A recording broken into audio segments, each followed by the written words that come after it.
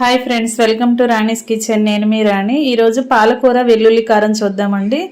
పాలకూరను రకరకాలుగా పప్పు కర్రీలు చేస్తూ ఉంటాం కదా, అలాగే ఫ్రై చేస్తూ ఉంటాం. కానీ ఒకసారి నేను చూపించే ప్రాసెస్లో కర్రీ వండి చూడండి. చాలా చాలా కమ్మగా టేస్టీగా ఉంటుంది.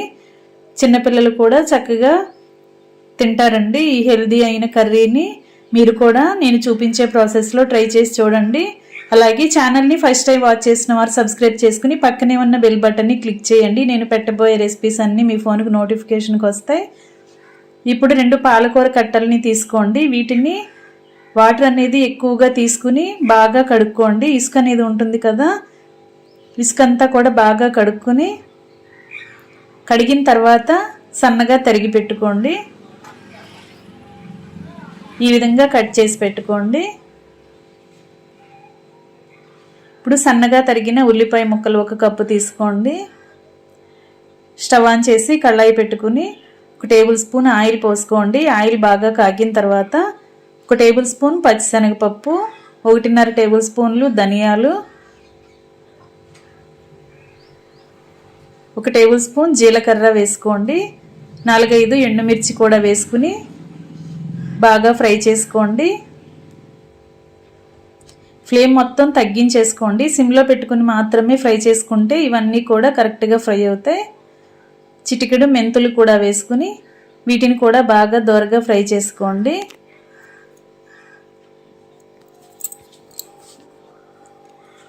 ఈ విధంగా ఫ్రై అయిన తర్వాత ఆయిల్ నుంచి తీసేసుకుని అన్నీ కూడా ఒక బౌల్లోకి పెట్టుకోండి.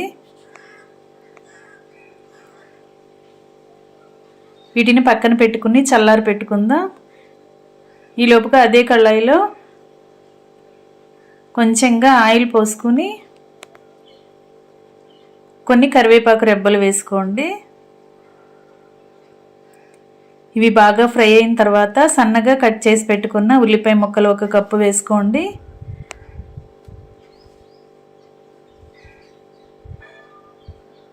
వీటిని కూడా బాగా ఫ్రై చేసుకోండి. ఫ్లేమ్ సిమ్లో పెట్టుకుని మాత్రమే ఫ్రై చేసుకోవాలండి. ఆనియన్స్ అనేవి మాడకుండా చక్కగా కలర్ అనేవి గోల్డెన్ కలర్ రావాలి. ఆనియన్స్ ఫాస్ట్గా మగ్గటానికి 1/2 టీ స్పూన్ సాల్ట్ కూడా వేసుకుని ఉల్లిపాయని బాగా మగ్గించుకోండి.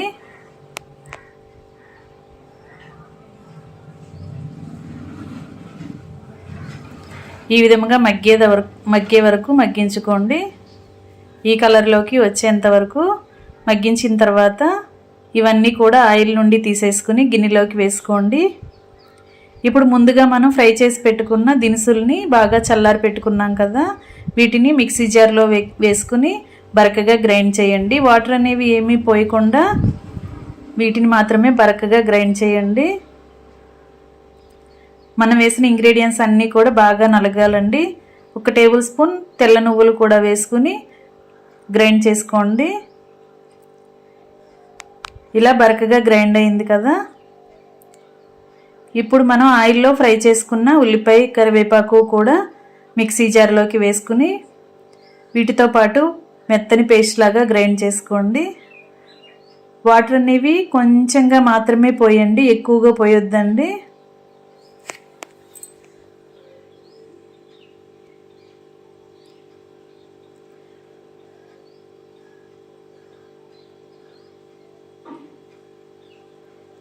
ఇప్పుడు మూత పెట్టుకుని మెత్తని పేస్ట్ లాగా గ్రైండ్ చేసుకుందాం. గ్రైండ్ అయిన తర్వాత ఈ మసాలా పేస్ట్ అంతా కూడా ఒక బౌల్లోకి తీసి పెట్టుకోండి.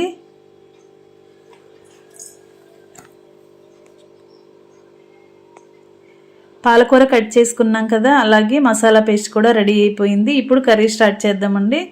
దానికోసం స్టవ్ ఆన్ చేసి కళాయి పెట్టుకుని కర్రీకి సరిపడా ఆయిల్ పోసుకోండి. ఆయిల్ బాగా కాగిన తర్వాత దంచుకున్న వెల్లుల్లి రెబ్బలు 4-5 వేసుకోండి. కొన్ని కరివేపాకు రెబ్బలు కూడా వేసుకుని ఆయిల్లో బాగా ఫ్రై చేసుకోండి. వెల్లుల్లి అనేది ఫ్రై అయిన తర్వాత మంచి వాసన, కమ్మగా వాసన అనేది వస్తుందండి. అంతవరకు కూడా బాగా ఫ్రై చేసుకోండి.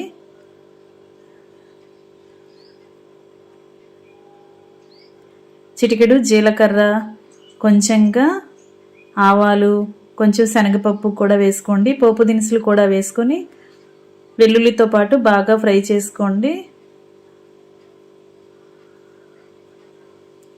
ఫ్రెండ్స్, పాలకూరతో మనం పప్పు కర్రీస్ చేస్తూ ఉంటాం కదా, ఫ్రై కర్రీలు కూడా చేస్తాం.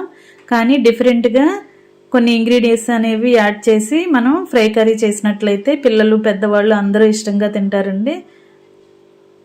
ఈ విధంగా వండి చూడండి.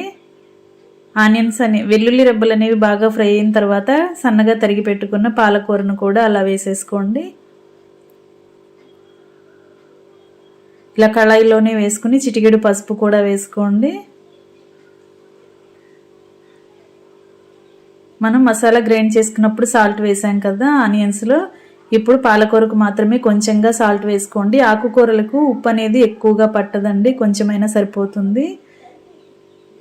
పసుపు ఉప్పు కూడా ఆకుకూరకు పట్టేంత వరకు బాగా కలుపుకొని బాగా మగ్గించుకోండి. ఆకుకూరలు అనేవి చాలా ఈజీగానే ఫాస్ట్గా మగ్గిపోతాయి.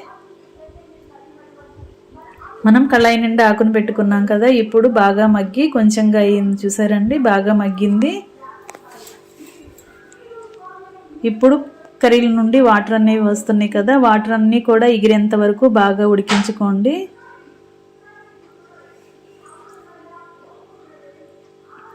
కర్రీ నుండి వాటర్ అనేవి మొత్తం ఎగిరిపోవాలండి, అంతవరకు కూడా బాగా ఉడికించుకోండి. బాగా ఎగిరిన తర్వాత మనం ముందుగా రెడీ చేసి పెట్టుకున్న మసాలా పేస్ట్ అంతా కూడా అలా కర్రీలో వేసేసుకుందాం. ఇదంతా కూడా ఆకుకూరకు పట్టేంత వరకు గరిటెతో బాగా మిక్స్ చేసుకుని ఉడికించుకోండి.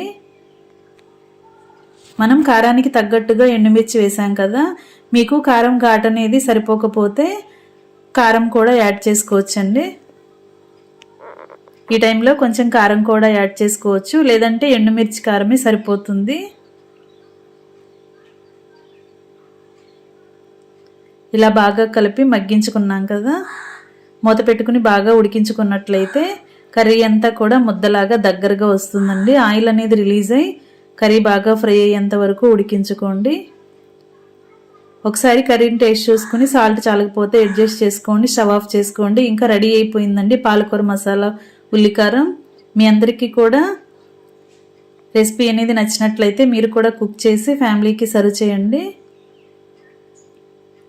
ఈ కర్రీ అనేది రైస్కి చపాతీకి చాలా చాలా బాగుంటుంది. మరొక రెసిపీతో మళ్ళీ కలుద్దాం. Thanks for watching. నేను మీ రాణి.